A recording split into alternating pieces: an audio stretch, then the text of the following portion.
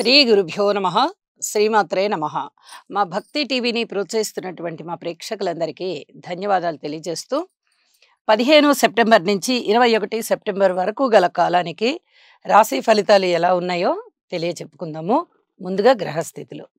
వృషభంలో గురువుగారు, మిథునంలో కుజుడు, సింహంలో రవి బుధులు, అలాగే కన్యలో శుక్రకేతువులు, చంద్రుడు మకర రాశిలో, వక్రించిన శనిగారు కుంభరాశిలో, రాహు వచ్చేసి మీనరాశిలో.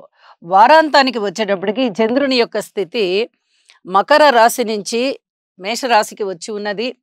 అలాగే రవి యొక్క స్థితి సింహరాశి నుంచి కన్యారాశికి వచ్చి ఉన్నది. శుక్రుని యొక్క స్థితి కన్యారాశి నుంచి తులారాశికి వచ్చి ఉన్నది. ఈ 3 గ్రహాల యొక్క మార్పులు జరిగి ఉన్నాయి. ఇక గ్రహాల యొక్క దృష్టుల విషయానికి వస్తే గురువుగారి యొక్క పంచమ దృష్టి శుక్రకేతువుల మీద పడుతూ వారాంతానికి రవికేతువుల మీదకి ప్రసరిస్తూ ఉన్నది. అయితే అడ్మినిస్ట్రేషన్ పవర్ అనేది చాలా చాలా బాగుంటుంది. ఆధ్యాత్మికత ప్రజలలో బాగా పరిఢవిల్లుతుంది. ఇలా అనేక రకాలైన మంచి మార్పులు ఉంటాయి.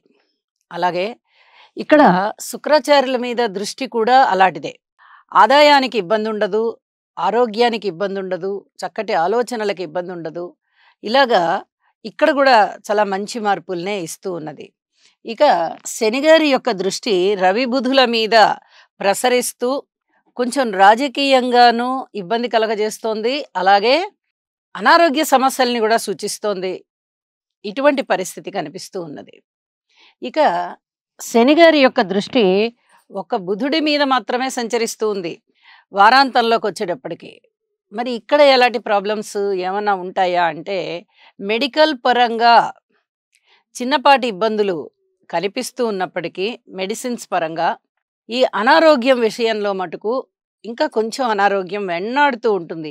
ఇవే గ్రహ స్థితులు జన్మజాతకాలలో ఉన్నవారికి ఇలాంటి ఇబ్బందికరమైన లక్షణాలు ఉండడానికి అవకాశం ఉంది తప్ప ప్రతి వారికి ఉంటాయి అని చెప్పడానికి లేదు. గోచారంలో ప్రతి మనిషికి ఫలితాలు కనిపించవు. ఎవరెవరి జన్మజాతక రీత్యా గ్రహస్థితులు ఏ విధంగా ఉంటాయో అవి గోచార రీత్యా అనుసంధానింపబడినప్పుడు అంటే ఒక్కటైనప్పుడు మాత్రమే ఆ మంచి లక్షణాలైనా చెడు లక్షణాలైనా ఉంటాయి అని చెప్పి దానికి తగిన ఫలితాలు ఉంటాయి అని చెప్పి తెలియజేస్తూ, అయితే ఈ గ్రహ సమ్మేళనాల సంగతి ఇలా ఉంచితే గ్రహాల దృష్టుల విషయంలో మనము గురువుగారికి చెప్పుకున్నాము, శనిగారికి చెప్పుకున్నాము. అలాగే కుజునికి కూడా ఇక్కడ 4వ దృష్టి ఉన్నది కాబట్టి కుజుడు నీచ శుక్రుణ్ణి చూస్తున్నారు. నీచలో ఉన్నటువంటి శుక్రుడితో కలిసి ఉన్న కేతువుని చూస్తున్నారు. ఇది చాలా జాగ్రత్తగా ఉండవలసినటువంటి విషయం. నిజానికి వారాంతంలోకి వచ్చేటప్పటికి శుక్రుని యొక్క స్థితి నీచ నుంచి స్వస్థానంలోకి వెళ్ళిపోతుంది. కాబట్టి భయపడాల్సిందైతే లేదు. కానీ ఈ కుజుని దృష్టి ఇంకా 4వ దృష్టి పడుతోంది కదా. ఈ పడుతూ ఉన్నంత కాలము ప్రేమ వ్యవహారాల విషయంలో అధిక జాగ్రత్తలు పాటించాలి. ముఖ్యంగా 13 ఏళ్ళు 14 ఏళ్ల వయస్సు ఉన్నటువంటి పిల్లలందరూ కూడా ఎటువంటి ఆకర్షణలకి లోను కాకండి. ఇంట్లో తల్లిదండ్రుల పట్ల ఎంత ప్రేమగా ఉంటారో మీరు అదే ప్రేమ బయట వాళ్ళు చూపిస్తారు అని చెప్పి అనుకోకండి. ఇంకా మీకు పూర్తిగా తెలిసినటువంటి వయస్సు రాలేదు మీకు. మీరు ఎవరిని చూసినా మన అమ్మ, మన నాన్న, మన అక్క, మన అన్న లాగానే మనతో ఎఫెక్షన్‌గా మాట్లాడుతున్నారని అనుకుంటారు. కానీ ఆ వయసు పిల్లలతో ఎవరైనా సహజంగానే ప్రేమగా మాట్లాడతారు. అన్నంత మాత్రాన నిజమైన ప్రేమ కాదు. అందులో కొంతమందికి మోసపూరితమైన ప్రేమ ఉంటుంది. ఇది గ్రహించుకోవడానికి మీకు కొన్నాళ్ల సమయం పడుతుంది కాబట్టి ఎవ్వరి పట్ల ఆకర్షితులవ్వద్దు. అలాగే తల్లిదండ్రుల విషయానికొస్తే మీ పిల్లల పట్ల కూడా మీరు చాలా శ్రద్ధగా ఉంటూ ఉండండి. ఇక్కడ ప్రేమ వ్యవహారాలు కొంచెం బెడిసి కొట్టే పరిస్థితి, ప్రేమ పేరుతో ఎవరైనా ఆడపిల్లలు, మగపిల్లలు కొంత వేధింపబడే పరిస్థితి కనిపిస్తూ ఉంది కాబట్టి ఈ విషయంలో చాలా జాగ్రత్తగా ఉండవలసిందిగా సూచన చేస్తూ ఉన్నాను. మనము ఇప్పుడు రాసుల్లోకి వెళ్దాము. కుంభరాశి. కుంభరాశి వారికి ఈ వారం రోజుల కాలము కూడా గ్రహస్థితులు ఏ విధంగా ఉన్నాయి అంటే గ్రహస్థితుల ఫలితాలు చెప్పుకునే దానికన్నా వాటి యొక్క పరిహారాలు ఏ విధంగా చేసుకోవాలి అనేది చెప్పుకోవడం చాలా చాలా మంచిది. అష్టమ స్థానంలో శుక్రాచార్యుల వారు ఒక్కరే యోగిస్తున్నారు.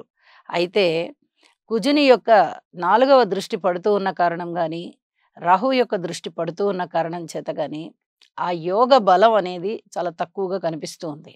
ఒక గురువుగారి దృష్టి పడుతూ ఉన్న మాత్రం చేత 2 దుష్టగ్రహాల యొక్క దృష్టి నుంచి కాపాడుకోవడం కష్టం. ఎందుకంటే గురుబలం ఉన్నప్పుడైతే చాలా పర్వాలేదు గానీ, గురుబలం లేకుండా కేవలం గురువుగారి దృష్టే అన్ని విధాలా కాపాడుతుందా అని చెప్పుకోవాలంటే, ధనము వచ్చే విషయంలో మీకు ఎటువంటి ఇబ్బంది ఉండదు గానీ, ప్రేమ వ్యవహారాల విషయంలో మటుకు చాలా ఇబ్బందులుంటాయి. కాబట్టి జాగ్రత్తగా ఉండవలసిందిగా సూచన చేస్తున్నాను. ప్రేమ వ్యవహారాల జోలికి వెళ్ళకండి. కొన్నాళ్ళు వాయిదా వేసుకోండి. ఆరోగ్య విషయంలో జాగ్రత్తగా చూసుకోండి. అనారోగ్యం ఏదైనా కనిపించిందా అంటే వెంటనే ఔషధ సేవకి వెళ్ళండి. డాక్టర్‌ని సంప్రదించండి. కుటుంబంలో ఐకమత్యం కొరకు ప్రయత్నం చేయండి. ఎక్కువగా మాట్లాడి మీ విలువని మీరే తీసుకోవద్దు. ఇది చాలా చాలా చెప్పదగ్గ సూచన అని చెప్పి తెలియజేస్తున్నాను. సంతాన విషయంలో ఓర్పు కలిగి ఉండండి. మాతృవర్గ విషయంలో ఓర్పు కలిగి ఉండండి. రుణాల విషయంలో కూడా ఓర్పుగానే ఉండాలి. అధిక రుణాలు చేయవలసి వచ్చే పరిస్థితి కనబడుతూ ఉన్నది.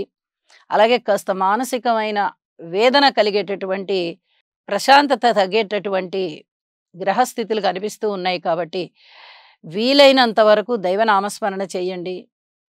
మీకు ఆర్థిక స్తోమత గనక మీకు సహకరించినట్టయితే, ఒక్కసారి నవగ్రహ హోమం చేసుకోవడం వల్ల చాలా చాలా మంచి ఫలితాలు ఉంటాయి అని చెప్పి తెలియజేస్తూ ఉన్నాను. ఇక ఏ డివిజన్స్ వారైనా సరే, అది విద్యార్థులవ్వచ్చు, ఉద్యోగస్తులవ్వచ్చు, వ్యాపారస్తులవ్వచ్చు, ఇంకా కార్మికులు, కర్షకులు, నేత పనివారు, చేతి వృత్తుల వారు అవ్వచ్చు, ఎవ్వరైనా సరే పూర్తి ఓర్పు కలిగి ఉండండి.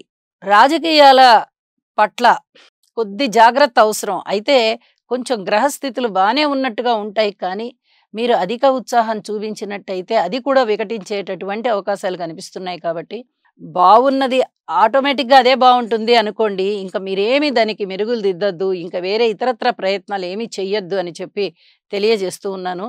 వారాంతంలోకి వచ్చేటప్పటికి తృతీయ స్థానంలో చంద్రుడు యోగిస్తున్నారు. ఇది చెప్పదగ్గ సూచన. అలాగే నవమ స్థానంలో శుక్రాచార్యుల వారు యోగిస్తున్నారు. వీరిద్దరూ కూడా చాలా బావున్నారు. అనేక విధాలుగా లలిత కళలు పెంపొందింపబడడానికి అవకాశం ఉంటుంది. మానసికమైన వేదన మటుకు అలాగే కంటిన్యూ అవుతుంది. ఇక్కడ శనిగారి దృష్టిలోకొచ్చారు చంద్రుడు. కాబట్టి కొంచెం టెన్షన్స్, ఒత్తిళ్ళు, అశాంతులు ఉండడానికి అవకాశం ఉంది అని చెప్పి తెలియజేస్తున్నాను. మిగతా ఏ డివిజన్స్‌లో అయినా, ఏ రంగం వారైనా సరే పూర్తి ఓర్పు కలిగి ఉండి శనిగారికి పరిహారాలు చేసుకోండి. తైలాభిషేకం చేసుకోండి. వీలైతే ఒకసారి శని జపము 19,000 శని జపము చేయించుకుని, దాని అధిదేవత, ప్రత్యధి దేవతకి కూడా శాంతి మంత్రాలు చేయించుకుని, క్షీరతర్పణం చేయించుకోవలసిందిగా సూచన చేస్తున్నాను. అలాగే కొన్ని నల్ల నువ్వులు దానం ఇవ్వండి.